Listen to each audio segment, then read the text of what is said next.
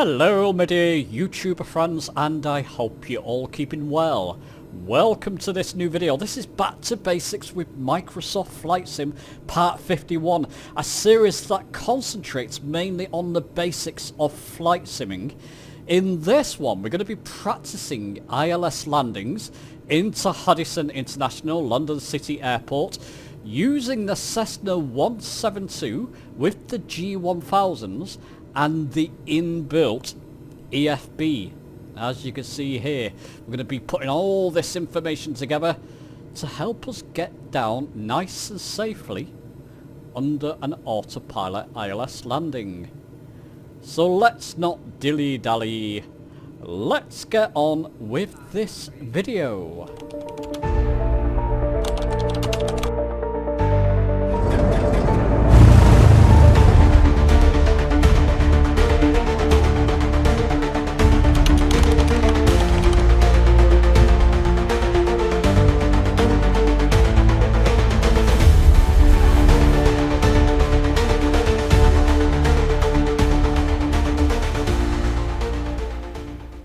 So in this lesson we're going to be departing from Southend Airport in the UK. The ICAO code is Echo Golf Mike Charlie. Echo Golf Mike Charlie.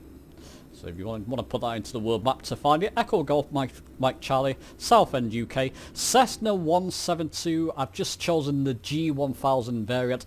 Any aircraft in the Cessna 172 range with the G1000s should work for this. And you should have your EFB to the side, which we will be referring to later. What I'm going to do, I'm going to come down to my right G1000. I've just set up a quick view for that. I'll link a video, because I'll be using quick views throughout this video, about me setting up custom views for left and right. That shows you how you can set up quick views, custom views basically. And then you can set buttons to get to those custom views quickly. That's all I'm doing. So Echo Golf, but if you don't have that, you can just either scroll down with your mouse, or goodness knows what. It is probably better to get a custom view set up for that. So look out for the video, maybe a video or two down below on that. What I'm going to do here, first thing, is go direct to, press the direct to button here. We're just going to type in here. Now you can do this using these knobs. Easiest way to do this, have a keyboard connected. In fact, I'll show you the hard way because many of you still don't use keyboard for some reason. So I'm using this smaller knob. I'm scrolling down with my mouse. Hopefully you got a mouse, otherwise you may be lost on this on Xbox. E. Use that bigger knob. Scroll up on it to get to the next point. We'll get to G using that smaller knob. EG. Big enough just to get to the next point. Scrolling up to get to L. Big enough, and then we'll get to C. Hopefully it should come up as a suggestion, I would have thought. EGLC, there it is, and it should come up London City. EGLC. And what we can do there, we can right click that right. Actually, no, we just press enter there, don't we? We press enter, and then we press enter again. So it's ENT, this button here, enter again, to activate it. Hopefully that didn't go too quickly for you. So I dialed this in using these knobs. Just press the enter button to get to this part. I'm going to press enter again, and then we've got a direct route to London City Airport. Nothing too confusing there. Or complicated there. I'm going to set up a default autopilot altitude here for 1,500 feet. And I'm going to sync my heading bug. Now I do have my multi-panel. I can use these, but I've got my multi-panel. So I'm just going to do it that way. It's just a bit quicker for the video. There we go. I'm just syncing my heading bug. 234, 234, 1,500 feet. Let's just get up in the air. If you're new to the Back to Basics series, by the way, welcome to this video. I've been doing these videos for quite a few years now for Flight Sim 2020, and I'm starting to do them for Flight Sim 2024. So I'm going to revisit a lot of my older videos or older techniques, because we do have a few more toys Let's just get up in the air with Flight Sim 2024. I'm just going to raise my flaps. I do have a button on my multi-panel and knob on my multi-panel that I can do that with, so don't worry about that.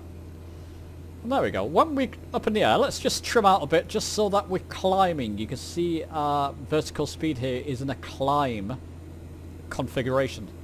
And I can see outside that I'm climbing. Don't want to climb too much, so I'm just going to trim down a little bit. Look at my previous videos in the Back to Basics series if that confuses you. I'm going to press the autopilot on and nav mode. And nav mode, as long as you got a course setting, we just input our course ourselves, it will follow the course as it's doing now. And there we go, we can leave that alone. Get outside, look at a beautiful rendition of Southend around us. Very nice indeed. There we go. I've not got it on live weather. It's a pretty dismal time over the south of England at the time of recording this. So I've just got it on few clouds. Clouds could do with a bit of a brush up, I feel. I think I've got them set to high, but I'll have to take a look later because I'm not very happy with the way the clouds look generally on these kind of flights. Anyway, how are we doing? It's following our course, navigation course we just set in. It's just getting towards that magenta line essentially. Then it's going to lock onto it, as it has now. We're climbing up to 1500 feet. Absolutely fine. EFB, here's where I've got another custom view set up, just so I can get myself closer to it. I want to find out the frequency. Let's go back a bit first. ILS frequency for London City Airport.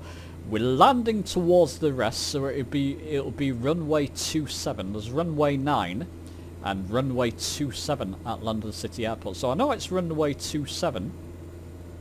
Let's bring back my throttle a bit. We can just cruise on this flight. So I want to find out the ILS frequency, which I'll dial into nav1 using these knobs. Once I know the correct frequency to tune into for runway 27. That's what ILS is, in effect. It's a little sort of signal computer gadget, let's just say, on a runway. And if you dial in the frequency, it will let you tune into that, and then your autopilot will bring you down under an ILS landing. So let's get back to the EFB. Alt and free. Just got it set up as custom view free. I'm going to type into this search box here, EGLC. Now it's come up there, but I'll type it in anyway. EGLC, if I can type correctly. And then it'll come up London City, click on that. It will give you things like, it should be on this screen for your first, general, weather, frequencies. It's the runways you want. And this will be closed. You've got runway 9 and runway 27. And it's runway 27 we want to land on. We want to get a frequency. It's 111.150 basically, but you can only dial in the first 5 numbers here. 111.15.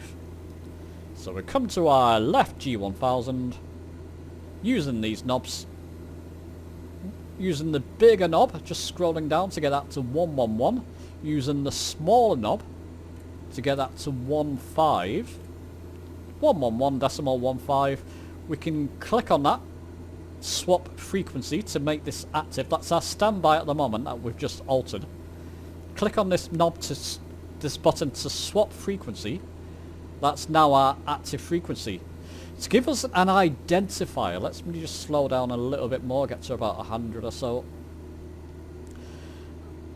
It's give us an ILS, an identifier here. Let's just make sure that's the correct identifier. Again, we can use the EFB for this.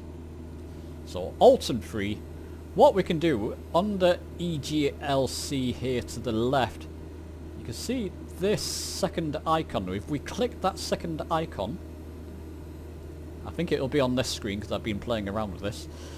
If you go to approaches and then go to ILS or DME 27 here, that's the runway we're landing on, ILS 27. Click on this.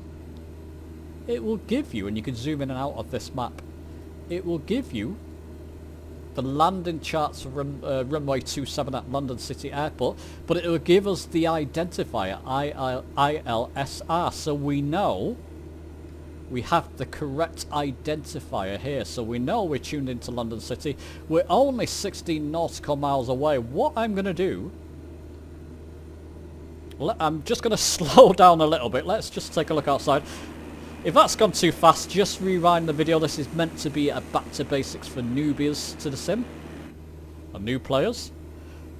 Okay, let's continue. What I'm going to do, I'm going to click on this CDI button. It will change me from GPS, which I'm in now. I'm in under GPS mode, following our course that we set up before. As you can see, it's following that magenta line, our course. I'm going to switch it from GPS to Localizer 1 by clicking that button. Localizer 1. This line here tells us that we're not lined up with London City Airport. We need to come to our left because the course deviation line needs to come in, so these lines are all joined, or all conjoined, as I like to say. I'm still under GPS mode. Well, I'm not now because I've clicked into Localizer 1 mode. I want to put it into heading mode because that's roughly the direction I want to head in. So let's just click heading mode. It will bank us to the left. Going to slow down a little bit more, get to that about 100 knots. And there we go. And what I'm waiting for here now, I'm waiting for, there's London City just around here. I know visually where London City is, so I want to come a little bit more to the left. I can use my heading knob here. Well, let's do that. I was going to use my multi-panel, but let's do what a lot of you may be doing. Unless you've got controls set up for heading, of course. Which, if you've followed my configuration videos, hopefully a few of you have. There you go, I've come to the left more. I'm waiting for this course deviation line on the Localizer 1 to come in, because that's telling me I need to get into this configuration. I need that line to come inwards so I can press approach mode. Where is it? Approach mode.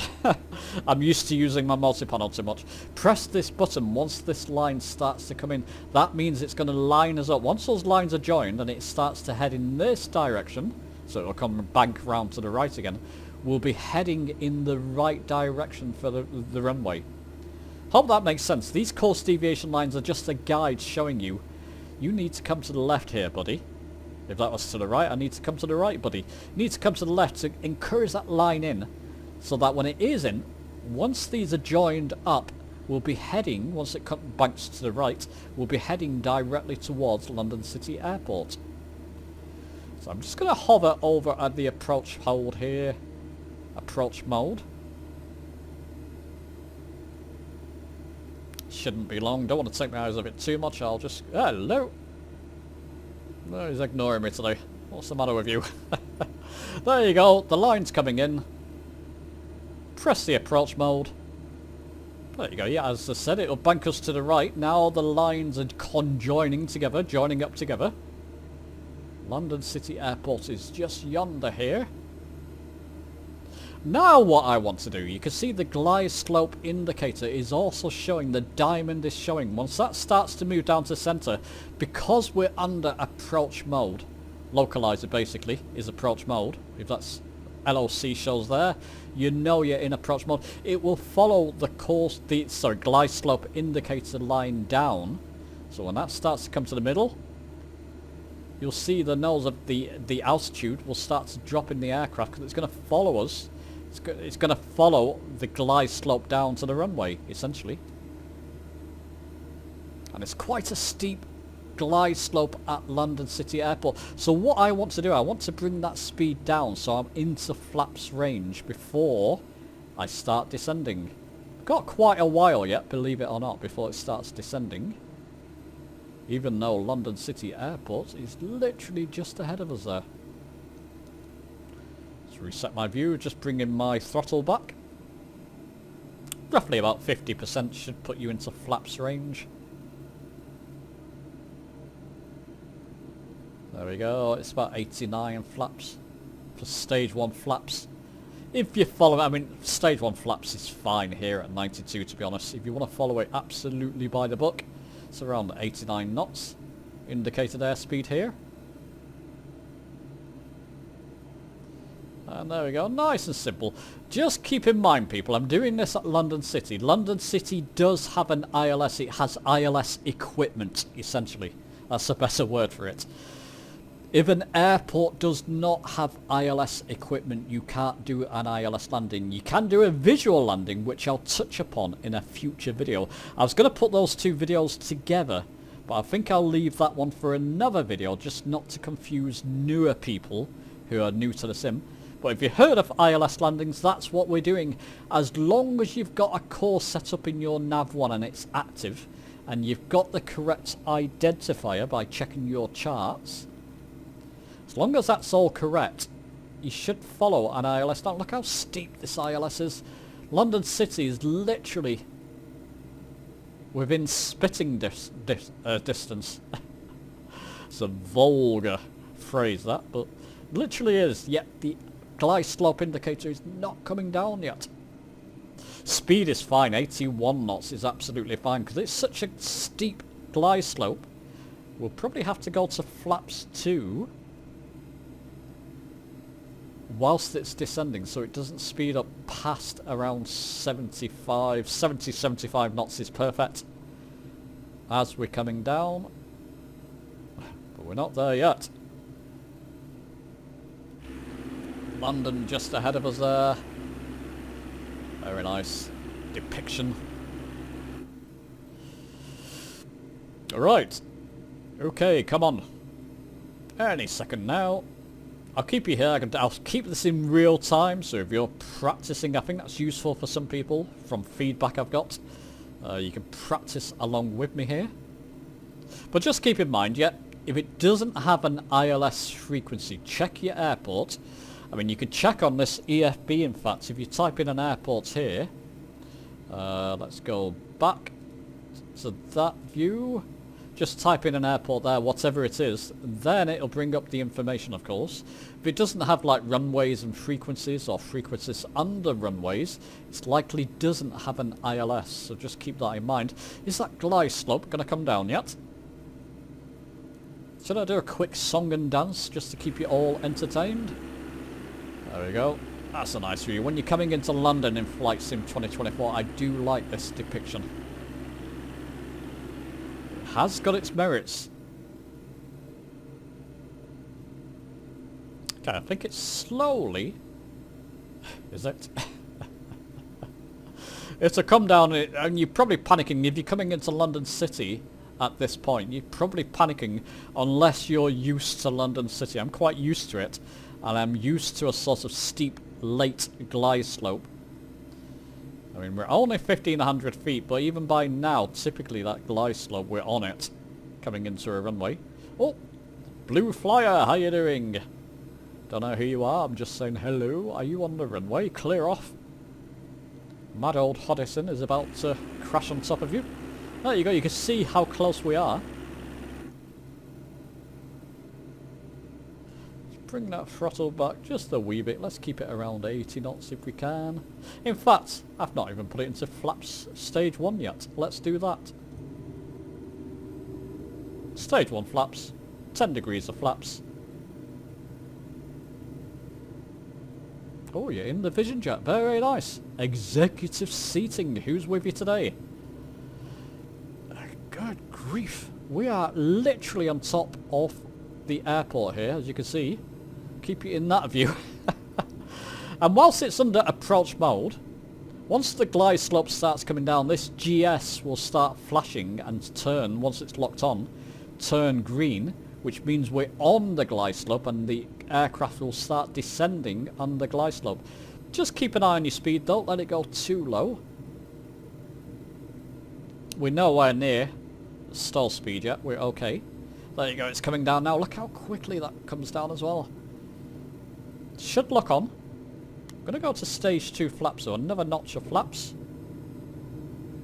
Because when we start descending, we're going to start descending quite rapidly. There you go, glide slope is flashing. It should go solid green. We're on the glide slope. That will come back to the centre. I'm going to bring that throttle down. We're already going out of flaps range. See what I mean? Such a steep descent this. Bring that throttle back. Not all the way, just get it towards, you know, a sensible speed, somewhere within the 70 knots range. Could even go full flaps here, but I think we should be fine. There you go, coming in. Is he just taking off, or is he taking off in the opposite direction? Oh dear, could be a bit of a collision here. So bring that speed down. I'm about 25%, 26% on my throttle. No problem. Coming into land under that steep glide slope. But I mean, go and try this on something like Heathrow Airport. That definitely has ILS frequencies. You should be getting the same result as long as you dialed in the frequency correctly. And a good indication is if you've got the right identifier. Which we do. Okay, I'm not going to let it land under autopilot. That's not good practice. But when we get over the runway, I shall take it off autopilot. I'll use my multi-panel for that. It's just quicker. It's right in front of me. I'm going to bring myself back to that view is fine, in fact.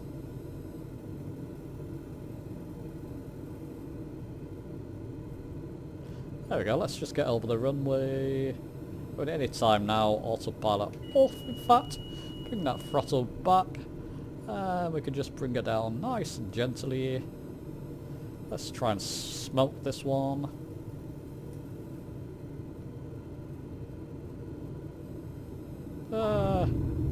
Yeah, it'll do. As we come down, we'll bring up our flaps. Oops. And then we can just taxi off on the next taxiway, which is just directly in front of us. How's that? What's this happening here? I don't know. Never mind. Right, we'll just come off to the left here. And then we'll just park up directly ahead of us. Is there space? Well, there is. Just right here.